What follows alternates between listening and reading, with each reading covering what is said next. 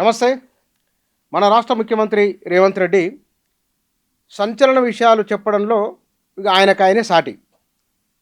ఇవాళ తెలుగు పత్రికల్లో వచ్చిన ప్రధానమైన హెడ్డింగు నేనే రాజు నేనే మంత్రి. ఆయన చెప్పిన మాట కోట్స్‌లో. అంటే తనకు తిరుగులేదు అని. నిజమే, అందులో కొంతేంది చాలా వరకు నిజం కూడా. రేవంత్ రెడ్డి ఫ్రంట్ పేజ్‌గా ఎన్నికలకు పోయిన కారణంగా కాంగ్రెస్ పార్టీకి కలిసొచ్చింది. కాంగ్రెస్ పార్టీ అధికారంలోకి రాగలిగింది.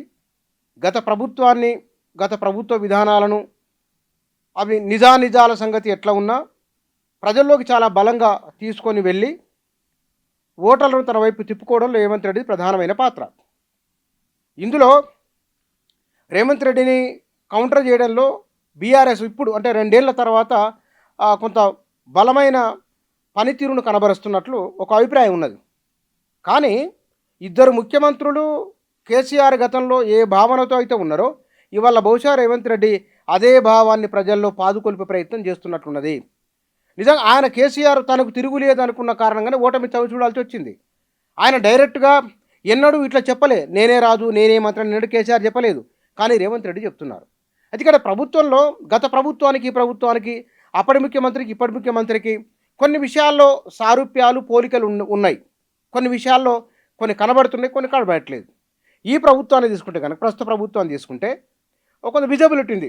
అంటే మంత్రులు సమీక్షలు, పర్యటనలు, మీడియాలో వివిధ శాఖలకు సంబంధించిన అంశాలు ప్రధానంగా వార్తల్లో వస్తున్నాయి. గతంలోనూ ఉన్నాయి.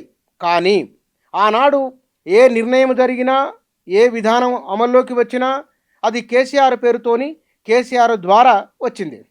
ఇది ప్రజల్లోకి బలంగా వెళ్ళిన ఒకానొక సంకేతం.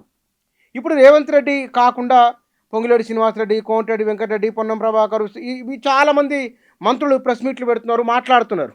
కానీ నిర్ణయాల విషయం వచ్చే వరకు, లేదా ఆర్థిక వెసులుబాటు విషయం వచ్చే వరకు తమ చేతుల్లో ఏమీ లేదనే భావనను కొద్దిమంది మంత్రులు అక్కడక్కడ లేదా ప్రైవేటు సంభాషణల్లో వ్యక్తం చేస్తున్నారట. అంటే ముఖ్యమంత్రి చెప్తే తప్ప పనులు కావడం లేదు అనే ఒక చర్చ కూడా విత్ ఇన్ ద సర్కిల్లో, కాంగ్రెస్ పార్టీ సర్కిల్లో లేదా ప్రభుత్వ వర్గాల్లో జరుగుతున్న చర్చ. ఈ అన్ని పరిణామాలను తీసుకున్నప్పుడు బయటికి కనబడుతున్న దృశ్యమైన విజిబిలిటీ ఉన్నది. నిర్ణయాలు తీసుకొని అమలు చేసే ఇచ్చేవరకల్లా మళ్ళీ రేవంత్ రెడ్డి దగ్గరికే లేదా ముఖ్యమంత్రి దగ్గరికే వెళ్ళవలసి వస్తున్నది. ఇది ఒక అంశం. రెండోది, రేవంత్ రెడ్డి ఆయన టికెట్లు ఇవ్వడంలోనూ, గెలిపించుకోవడంలోనూ, ప్రచారం చేయడంలోనూ, మొన్నటి సర్పంచ్ ఎన్నికల్లో తన పనితీరు, ఇవాళ మున్సిపల్ ఎన్నికలు, ఇవన్నీ తీసుకున్నప్పుడు తానే రాజు తానే మంత్రి, తాను ప్రచారం చేస్తున్నానని, తాను పార్టీని అధికారంలోకి తెచ్చానని, రాబోయే 5 ఏళ్ల కాలం తానే ఉంటానని, ఈసారి 5 నెలలు అదనంగా కలిసి వస్తున్నదని ఈ విధమైన వ్యాఖ్యలు వారు చేసినాయి. అంటే ఇది 2 రకాల అర్థం ధ్వనిస్తున్నది. ఒకటి, ఆయన మితిమీరిన ఆత్మవిశ్వాసంతో ఉన్నారు, అతి అంచనాతో ఉన్నారనే ఒక మెసేజ్ ఉన్నది. రెండోది, మైండ్ గేమ్ ఉన్నది. అంటే బహుశా ఈయనంత గట్టిగా చెప్తున్నారంటే మరి వచ్చే ఎన్నికల్లో కూడా ఈయనే గెలుస్తారు కావచ్చు, వచ్చే ఎన్నికల్లో ఈయన నాయకత్వాన్ని తిరుగులేదు కావచ్చు అనే ఒక అన్యాపదేశమైన మెసేజ్ కూడా రేవంత్ రెడ్డి ఇస్తూ ఉన్నారు.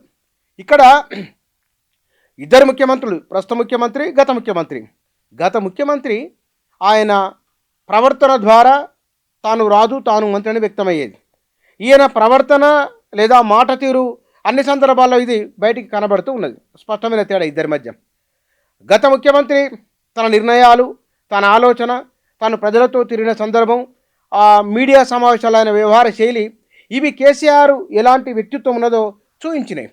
రేవంత్ రెడ్డి మీడియాతో మాట్లాడే కానీ లేదా ప్రజల్లో కలుపుకోలుతనం కానీ కొన్ని విషయాల్లో అంటే ఒక ముఖ్యమంత్రి ఎట్లా ఉండాలి అని ఒక చర్చ వచ్చినప్పుడు ఈయన అంటున్నారు, నేను ఓపెన్గా ఉన్నాను, ఏ దాపరికము లేదు, కక్ష సాధింపులు లేవు, ఫోన్ ట్యాపింగులు లేవు, రహస్యంగా వినడాలు లేవు, ఇదంతా ఓపెన్ అని చెప్తున్నారు.